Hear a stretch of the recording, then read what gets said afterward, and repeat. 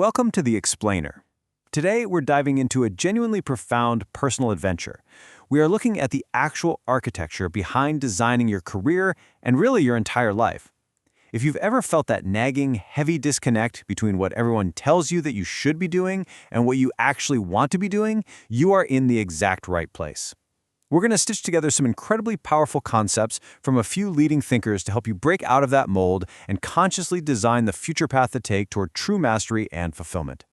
Okay, let's dive into this. You work hard, you check all the boxes. You get the degree, you land the good job, you snag the promotions, you look like a total success on paper, right? You're a good egg. But despite following society's default achievement narrative absolutely perfectly, there's this sinking feeling that you're just entirely lost. It's a miserable paradox. You're doing everything right, but somehow it feels completely wrong. Author Paul Millerd perfectly diagnoses this whole situation. He says the pathless path has been my way to release myself from the achievement narrative, towards one focused on coming alive. See, the default path is built entirely on just getting ahead, basically climbing a ladder without ever stopping to ask what the ladder is leaning against. But when you shift your mindset to this pathless path, you suddenly give yourself the space to grapple with the harder, honestly much more meaningful questions. You stop asking, how do I get promoted, and start asking, what actually makes me feel alive? Now, making that shift, it requires a deliberate act of destruction.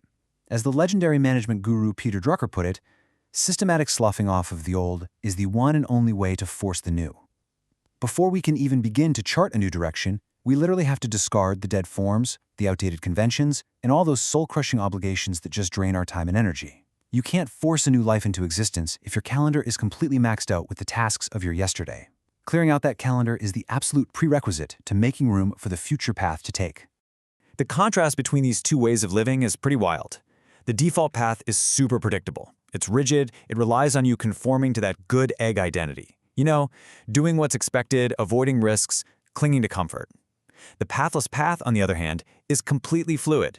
It means you actually have to embrace discomfort, uncertainty, and a real sense of wonder. And sure, stepping away from the status quo is incredibly liberating, but let's be honest with each other here. It's also terrifyingly uncertain.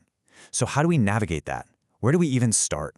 Well, that brings us to Section 1, Finding Your Life's Task, discovering the inner force that guides you. When it comes to figuring out the future path to take, the very first step is always to look inward. And drawing on the brilliant work of Robert Greene, you've got to understand what he calls your primal inclination. This is an innate force, a raw curiosity from childhood that directs you toward activities that just fit your natural uniqueness. Greene argues that when you're born, a seed is planted. That seed is your absolute, one-of-a-kind uniqueness, and it naturally wants to express itself. When we're kids, this force is super clear to us, but as we grow up, So, the crucial point is that we have to actively dig back into our past to rediscover that buried uniqueness. You literally have to search your childhood for signs of that inner voice.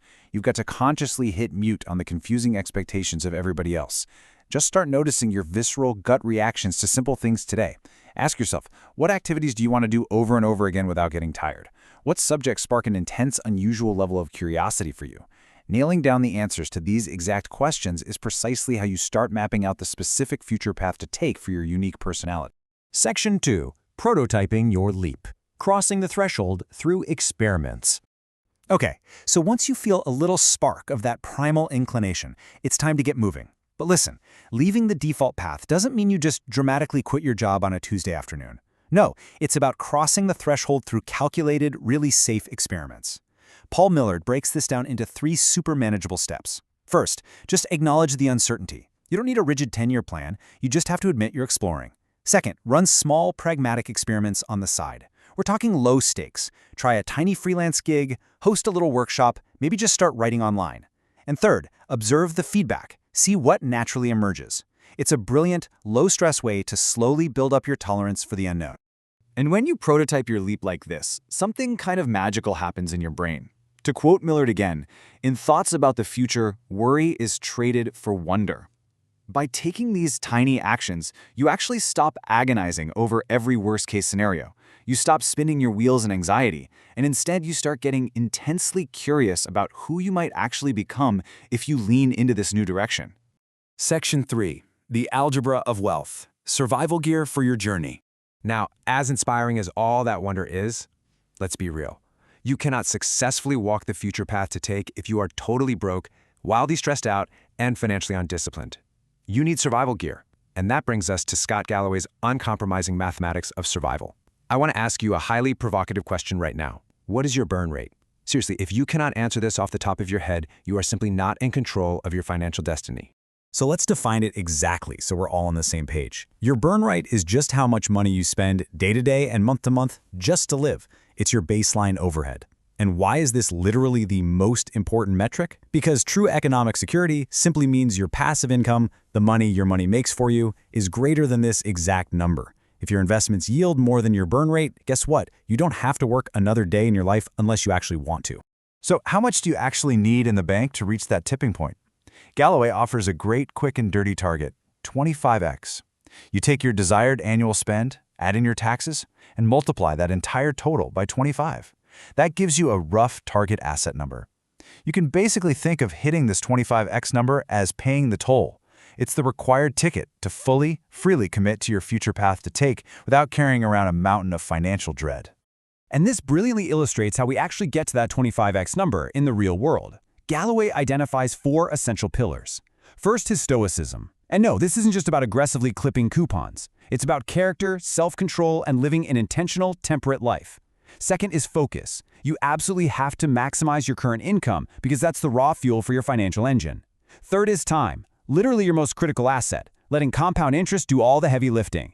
And finally, diversification, spreading those investments out to maximize long-term returns while managing the risk. These 4 pillars right here, they are the ultimate survival tools for the pathless path.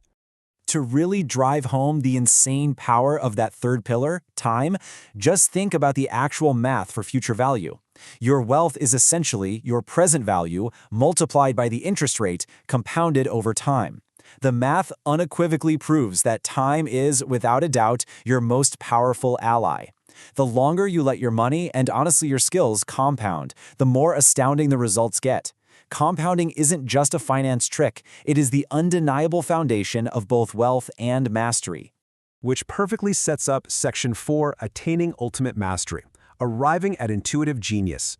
See, if you follow your primal inclinations, if you prototype your leaps with small experiments, and if you maintain that strict financial discipline, you eventually arrive at the ultimate destination of your future path to take, and that is mastery. Robert Greene outlines this whole evolution in 3 distinct phases. You start in phase 1, the apprenticeship. This is where you have to completely mute your ego, deeply observe, and just soak up basic skills. You're the outsider looking in. Then you step into phase 2, the creative active phase. This is the fun part. You start experimenting. You inject your own individual style, maybe you break a few rules. And finally, if you persist through all that, you enter phase 3, mastery. At this point, your knowledge and focus are so incredibly deep that you see the entire picture with complete clarity. You develop an intuitive intelligence that honestly feels a bit like a superpower. At this stage, Greene says something really beautiful. He notes, the keyboard is no longer something outside of us, it is internalized and becomes part of our nervous system. This is that profound, elusive feeling of flow. You're not consciously thinking about the clunky mechanics of what you're doing anymore. Your skills are totally intuitive. Breakthrough ideas just effortlessly come to you while you're in the shower or walking the dog, and you are entirely blissfully absorbed in your work. It is, for sure, the peak human experience. But, and this is a big but, maintaining this mastery is a daily psychological battle. We all have a lower self that is highly reactive. It wants immediate pleasure. It wants to take the path of absolute least resistance, and it desperately wants to just conform to the group. But we also have a higher self, and that part is thoughtful, it's deeply self-aware, it loves being absorbed in hard work, and it bravely follows its own unique path. To actually walk the pathless path and sustain true mastery, you've got to wake up every single day and consciously choose to let your higher self drive the car. As we wrap up this whole exploration today, I want to leave you with one incredibly stark question to chew on. What do you stand to lose if you never take that very first step off the default path? If you stay rigid, if you totally ignore those primal inclinations we talked about, and if you let your lower self win out just because you're afraid of uncertainty, what beautiful, masterful version of your life will simply never get to exist? The future path to take is right there, waiting for you. It's time to take the leap.